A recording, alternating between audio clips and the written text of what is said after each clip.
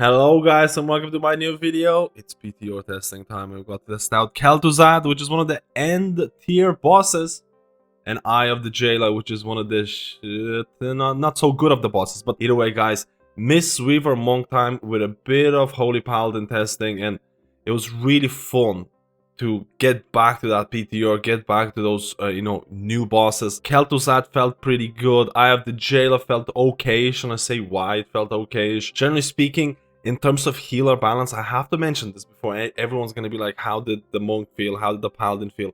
There's been very little healer balance changes for PvE.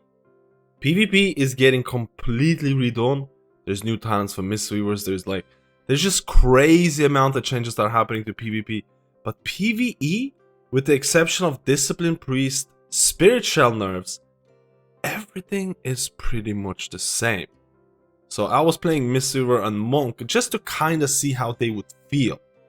And let's start with Kel'Thuzad. Let's start with the bosses. How did it feel? What were the mechanics?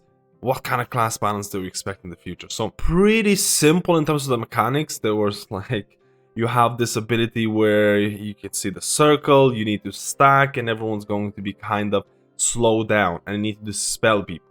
Now this circle where you need to stack, I was playing Mistweaver, and Revival was really good for this because it would dispel everybody instead of having to manually dispel people.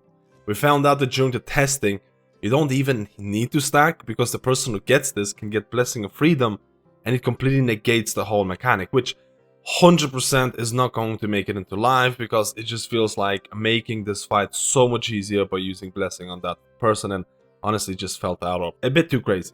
This boss has a lot of ad mechanics, so there's a lot of ads spawning throughout the whole encounter, and they're kind of scattered, which, or at least for me, it felt like there was a big advantage towards dot classes, or maybe a big advantage towards ranged in general. After that, you'll see there was an ice patch mechanic, which is very evident in a lot of content in World of Warcraft, where you have this ability that starts off small, gets bigger and bigger and bigger over time, and all of a sudden you're like, okay, I have no space to stay anywhere.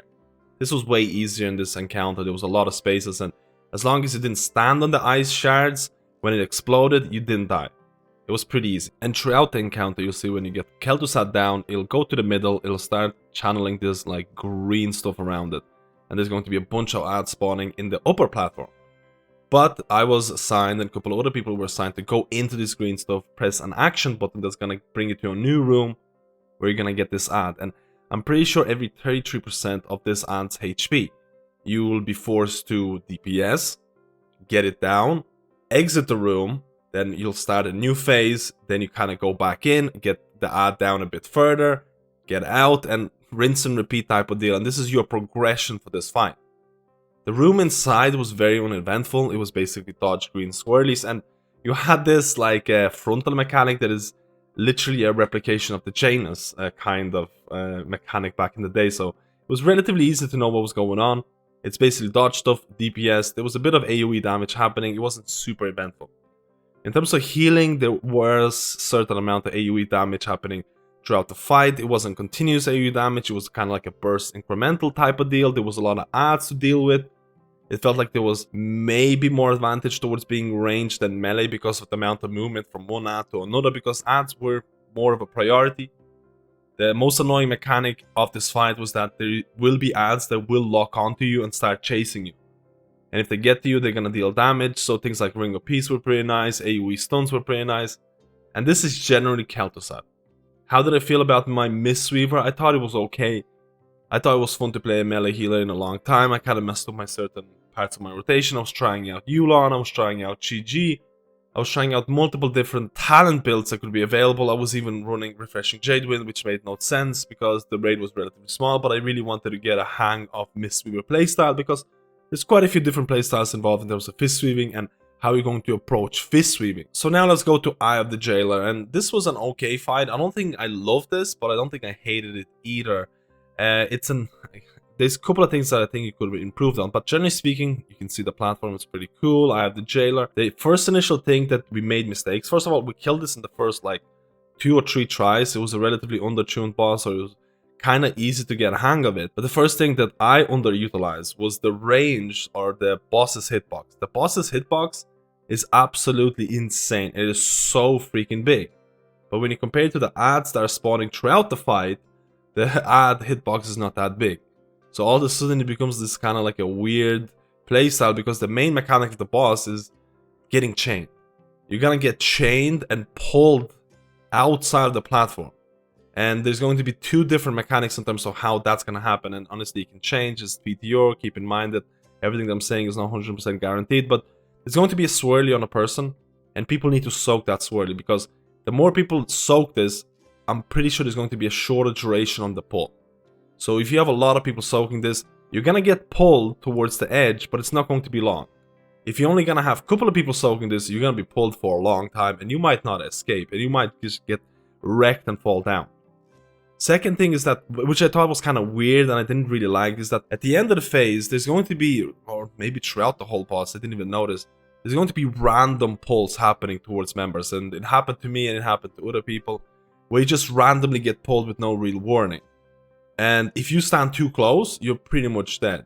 So the general consensus was that make use of the hitbox as a melee stand as far as possible. So that was the general consensus in terms of doing these main phases. Now, in the intermission phase is the interesting one.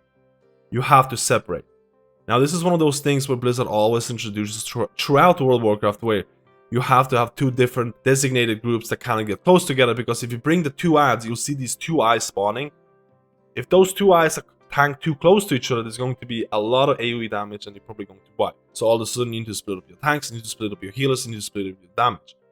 The ad is going to be there, and there's going to be like stuff spawning on the ground, so you need to make sure that the platform is not going to be overwhelmed with bad stuff. That's one of the things. And again, you need to make sure the DPS is probably even and stuff like that. But there's also going to be this beam mechanic, and the beam is going to start from, I'm not sure which side it's going to start from, but generally speaking, if it starts from the right side, you go to the left, and there's going to be this kind of like an anchor that you click and get teleported to the other side. Now, I have tried out things like Bubble. I'm pretty sure things like Vented Teleport could work. I'm pretty sure Blinks and things like that could be worth to negate this mechanic, and certain classes are going to be easier than others, like Monk. Transportation abilities are going to be pretty good on this, so there's probably going to be a lot of ways to cheese this, especially in like Mythic. And my overall thought process for this fight was that it is okay-ish in terms of how it achieves the randomness of being pulled.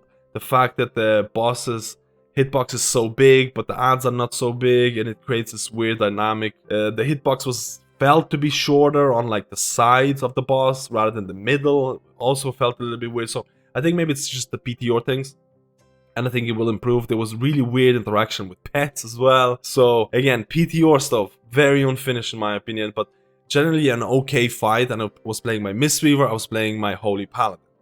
And you can see I was trying out different things with my Mistweaver, I was trying out different things with my Paladin. On my Mistweaver, as you can see here, I was actually Kyrian, and I was actually playing Clea. I was trying out different things. I was going down the ladder of the path. Your Violent Strikes grant a certain amount of critical strike per stack. When your Violent Strikes heals an ally, you each gain 5 critical strike, chance for 12 seconds. Things like that, or crit, is pretty great for Mistweaver, so it's hard to pass up. It's really hard to pass up in terms of what it provides. Generally speaking, I thought it was fun to play Mistweaver. I thought, you know, it's a mobile healer. Fist Weaving is really interesting. Fist Weaving provides it with a lot of different... You can optimize it in quite a few ways. Now, this is like the certain HPS that I was getting. Essence Font was doing a lot of healing. This is Eye of the Jailer fight, and this is like, you know, a snapshot of the HPS we were doing. I was split up into like the left group, so it was a little bit different. You have to remember, this is one of those fights where you split your group into 2. And again, Fist Swimming was really fun. Also, to some extent, Pugging as a Holy Paladin, because as a guild we killed the boss pretty quickly. So I wanted to try out Holy Paladin with a Pug situation. I was running still Ashen Hollow. I didn't have new legendaries to try out because new legendaries weren't available for Ashen Hollow. So I was just kind of trying out Theodar. Again, Theodar and raid situations felt really strong, just purely because of the fact that Token of Appreciation can be such a big part of your healing. So it just felt like not picking this was a big, maybe a little bit of a mistake. I was running and Kindled Spirit, which when I use Aura Mastery increases the healing of your next 3 Light of Dawns, which honestly was actually pretty interesting to play as a Holy Paladin, because it gave you, first of all, more use to use Aura, and second of all, you had a different interaction afterwards. And I made a weak Aura that I used to track how many charges I have. Holy Paladin felt pretty good in terms of Ashen Hollow, in terms of the damage that it provides. Playing Holy Paladin and Mistweaver in such a like close duration just makes you really realize how much better Holy Paladin is in this high tier rating. I'm not saying Mistweaver is bad. I think Mistweaver is pure HPS. I think the playstyle is really interesting, but when you have to compare Mistweaver Monk to Holy Paladin in terms of the DPS, in terms of the cooldowns that it provides, it's really hard to say that or bring Mistweaver instead of Holy Paladin. So at this point, there's no changes whatsoever to Mistweaver. There's no changes to Holy Paladin. There's no changes to Resto, Shaman. A lot of healers are not getting anything except for Discipline Priest, nerf to Spirit Shell.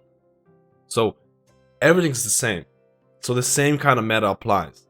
Holy Paladin felt really strong. The passive damage.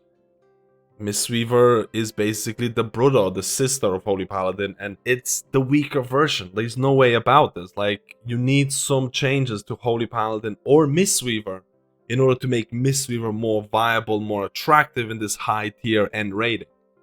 And honestly, I think that's gonna happen. I think Blizzard is going to be looking at Holy Paladin. I made multiple videos about this, and I think Blizzard is going to be looking at Mistweaver. I think Fistwing is really fun, but it's not at the same level of Holy Paladin using that melee playstyle. So guys, let me know how you feel. Again, big disclaimer. No healer changes yet, probably in the near future, and that's going to really affect how each healer is going to deal in this new raid situation. Let me know how you feel about the bosses. How do you feel about Kel'Thuzad? How do you feel Eye of the Jailer? Which healer are you going to be playing in 9.1 and which one is looking juicy for you? Let me know and I'll see you in my next guide.